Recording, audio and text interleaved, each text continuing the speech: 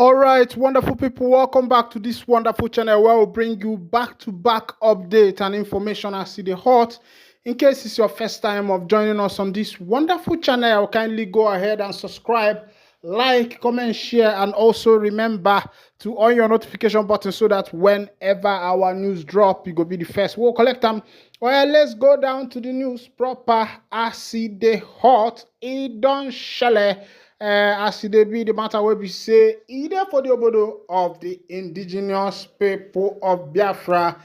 Before I continue, I say shout out to all our subscribers, all our fans, all of us of freedom all over the world. Remember that freedom has never been an easy journey. As it be, make I carry you to the matter where we say a consign ohanezendigbo, one of Ndigbo will be Nnamdi Kanu. Still inside that matter.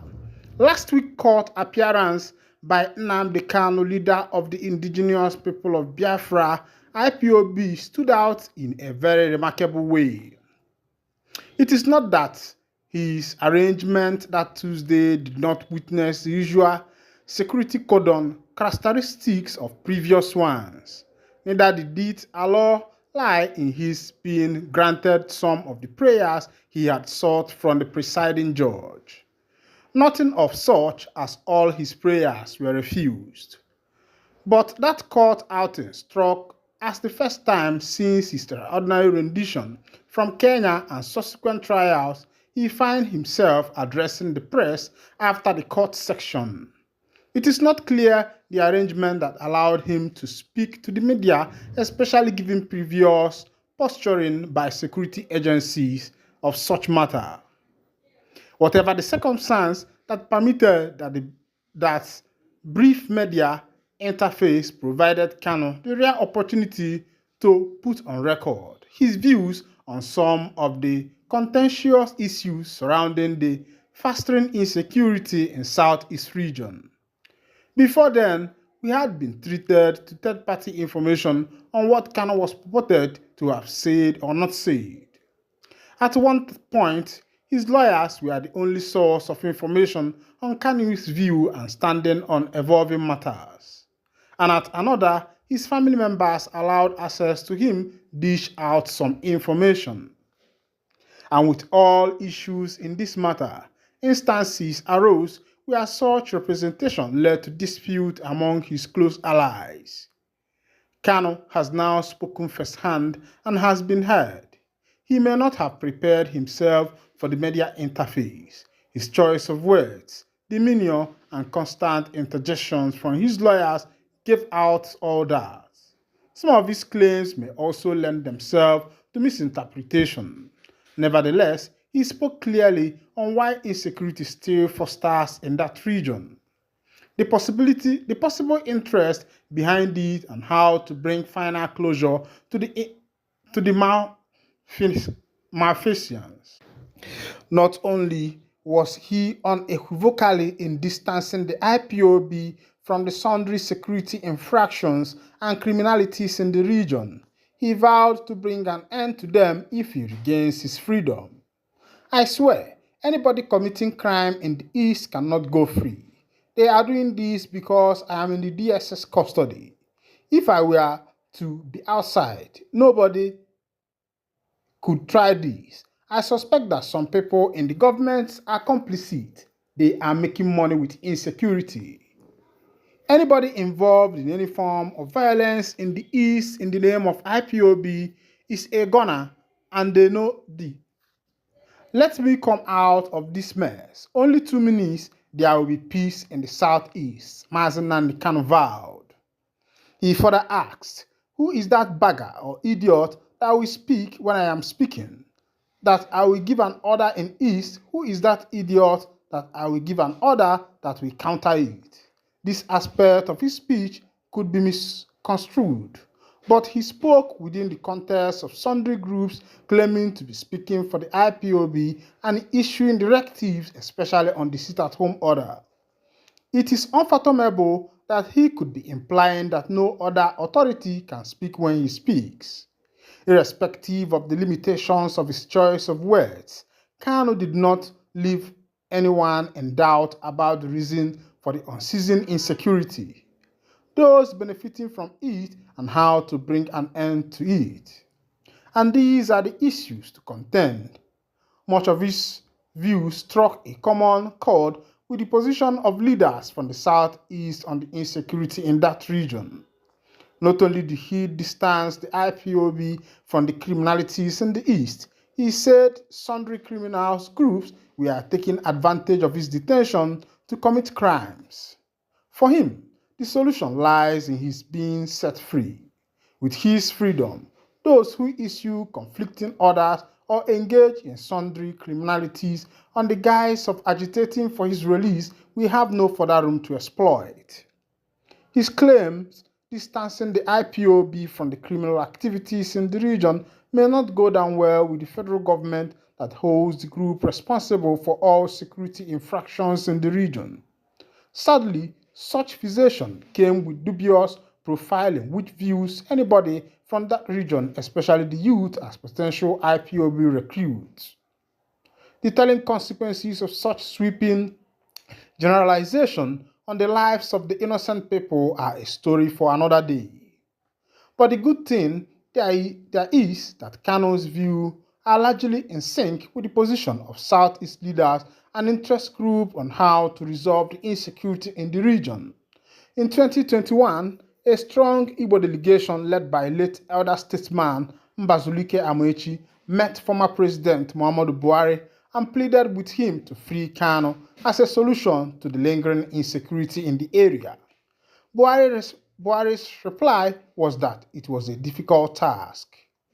Again, on the eve of his 94th birthday in 2022, Amaechi asked Buhari to release Kanu to him as a birthday gift. There is only one key solution to the killings in Igbo land now, and that is the release of Nnamdi Kanu. If that young man is released, you will see all these criminals claiming to be agitating for the release of Nnamdi Kanu, while their real intention is to rob unsuspecting people will go into hiding, he had pleaded with Buhari. Amaechi urged Buhari to release Kanu to him and hold him responsible. Arrest him if he, Kanu, misbehaved thereafter. In spite of his passionate plea, Buhari turned a deaf ear to him until the old man passed away, only for the presidency to shower praises in a tribute to the late nationalist and First Republic Minister of Aviation.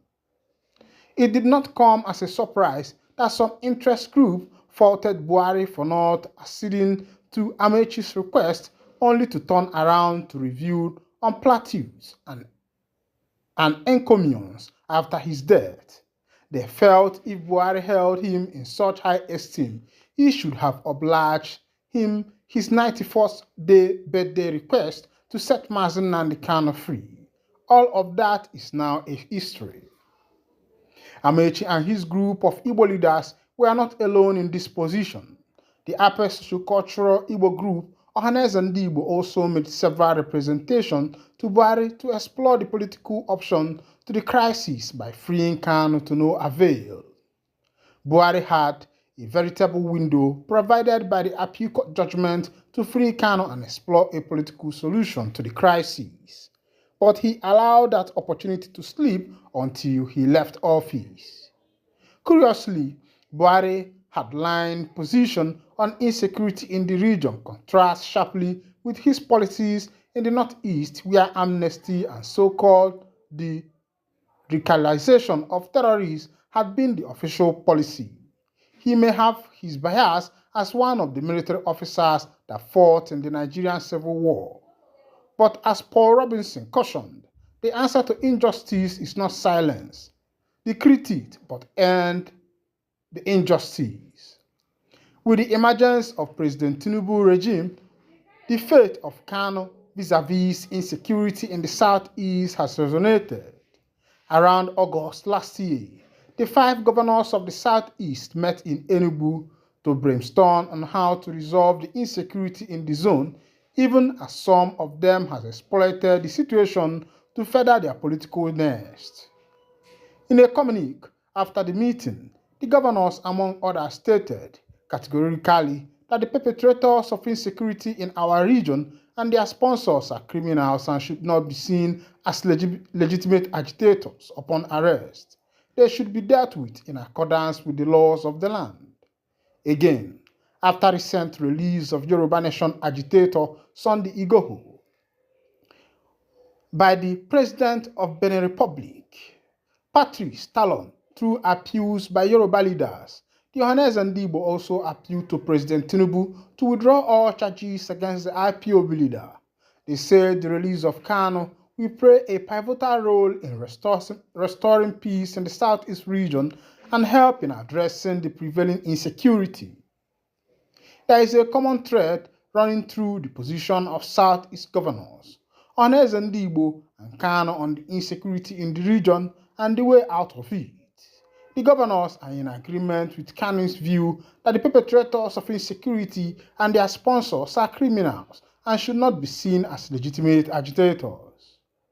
Ohaneze and opinion leaders in the region are also in agreement that freedom for Kanu is key to the restoration of peace in the region and addressing lingering insecurity. These are common denominators in the issue raised by Kanu during his brief interview.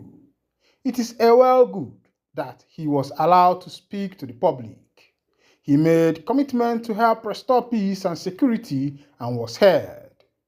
There are misusing that his public outing through that interview may signal a new attitude to his case and possible release by the federal government. That will be in consonance with the expectation of the people of that region. The country is currently assailed by multidimensional insecurity to which the current government is battling to contain. If the release of Kanu will restore peace and address insecurity in the zone as attested by the leadership of the zone, it is in the national interest that option be fully explored. President Tinubu has a chance to make history by heeding to the prevailing feelings that Kanu's release is pivotal to peace and insecurity in that region. My people, I don't see as it happen as that matter they carry go, they carry waka, they carry move. That one is still the matter where we say it concern the leader of the indigenous people of Biafra, Mazi Nnamdi Kanu Ohamadike, one of Ndibo. I say now here I go to wind down the curtain. And if this is your first time of joining us on this wonderful channel, kindly go ahead and subscribe, like, comment, share, and also remember to on your notification button so that whenever our news drop, bamba, you go be the first who collect them. Thank you for listening. God bless you.